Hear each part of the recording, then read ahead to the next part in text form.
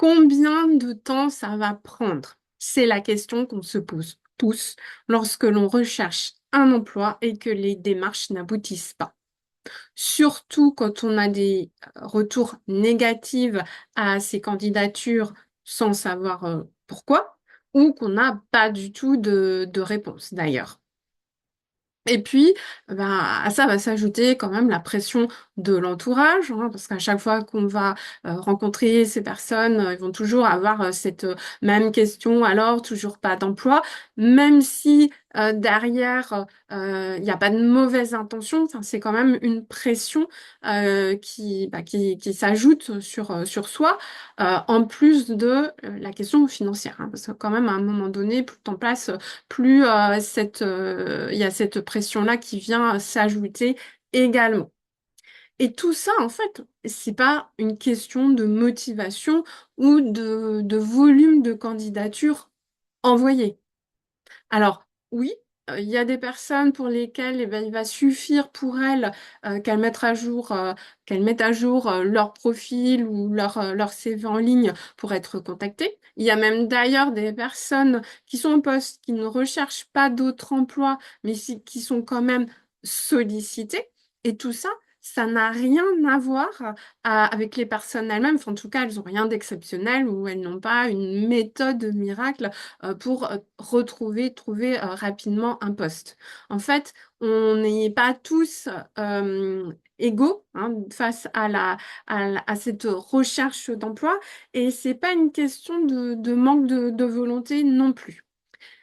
J'ai identifié trois critères, trois facteurs en fait qui peuvent vous aider pour voir comment vous positionnez, pour voir le délai que ça peut prendre pour vous, pour retrouver un poste. Alors, c'est des choses que quelque part vous devez savoir au fond de vous, mais que vous n'avez peut-être pas explicité, formalisé en tant que tel. Donc, le premier facteur, celui qui est vraiment le plus important, c'est le niveau de concurrence sur le poste. Parce que plus la concurrence est élevée, donc c'est-à-dire plus il y a de personnes dans le même champ de compétences que vous qui recherchent un emploi, plus vous allez avoir de personnes qui candidatent à une offre. Et ce qui se passe dans ces cas-là, c'est que souvent, les exigences vont être élevées. L'entreprise relève ses exigences, puisqu'elle se dit, puisqu'il y a beaucoup de candidats sur le marché, autant rechercher le meilleur. Et le problème, c'est que souvent, les critères de réussite sur le poste n'ont pas été suffisamment explicités et ce qui fait que finalement, au fur et à mesure des candidatures reçues, il y a des critères qui vont apparaître qui n'avaient pas été déterminés au départ, mais on dit, ah bah oui, ce candidat a ses compétences, donc bah, du coup, ça devient maintenant la nouvelle référence. Et puis, bon, on se dit, bah, est-ce qu'on n'attend pas qu'il n'y ait pas un meilleur candidat? Sauf que le problème là derrière, c'est qu'en voulant chercher toujours le meilleur, à un moment donné, on a une décorrélation avec ce qui est vraiment pertinent pour le poste.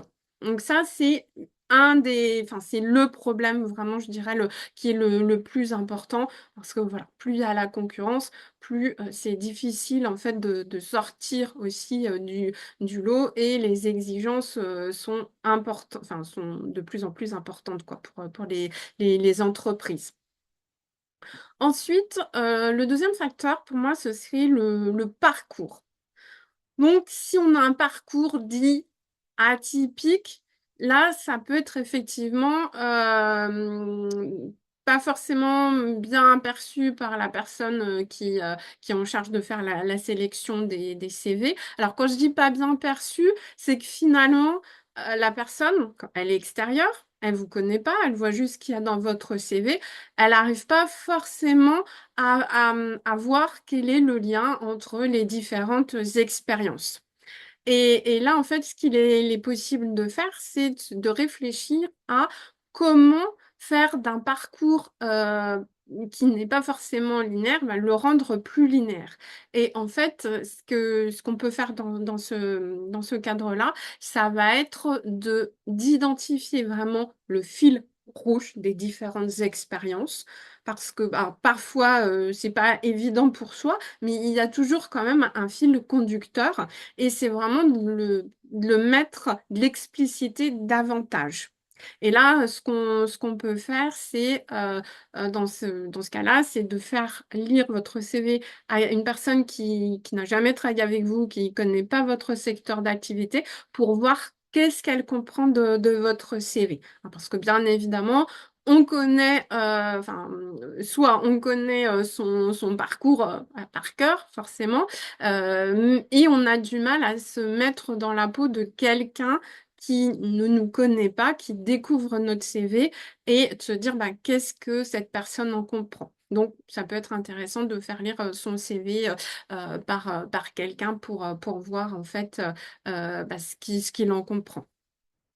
Puis parce que, enfin aussi, c'est tout un paradoxe, parce qu'on nous demande constamment bah, de s'adapter, de se former, et en même temps, quand une entreprise recrute, elle va être rassurée par les profils linéaires. Donc là, voilà, c'est de se dire comment rendre son parcours plus linéaire, plus compréhensible en fait par une personne extérieure. Et puis donc, le dernier facteur que j'ai identifié, bah, ce serait vraiment son profil. Alors, oui, discrimination est interdite dans le cadre du recrutement.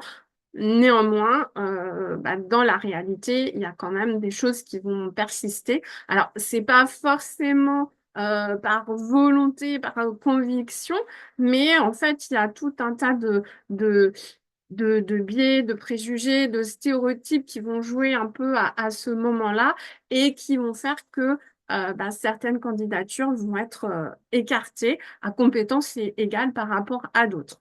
Donc, les trois critères, on va dire, sur lesquels il y a plus de discrimination, bah, c'est le genre, l'âge et puis l'origine supposée. Alors ça, vous allez me dire, bah, ça, on peut rien y faire. C'est nous, on va pas se changer, on va pas commencer à mentir non plus. Alors oui, effectivement, mais dans ce cadre-là, ce qu'on peut faire, hein, toujours pour dépasser ces biais, ces stéréotypes, ces préjugés, là, ça va être vraiment de travailler son réseau. Parce qu'on n'est plus une personne inconnue. Voilà, donc c'est-à-dire qu'on passe en fait des barrières, et que du coup, par le biais de son réseau, eh bien, on peut être recommandé ou même bah, parfois en sollicitant d'anciens managers, d'anciens collègues, ils peuvent avoir dans l'entreprise où ils sont actuellement, ils peuvent avoir connaissance d'opportunités. Et le fait, encore une fois, qu'on ne soit plus une inconnue, eh bien, ça lève en fait des a priori sur soi. Donc ça peut aider dans cette situation-là, en fait. Donc, et globalement, hein, par rapport finalement à ces trois facteurs que j'ai évoqués, l'objectif, ça va être vraiment de se sortir de tête là, cette stratégie du quantitatif, parce que c'est vraiment pas ce qui est le plus pertinent. Ça n'a jamais été pertinent, et là, encore moins avec l'intelligence artificielle parce qu'il y a des solutions qui ont été créées avec le fameux slogan postuler en masse pendant que vous dormez.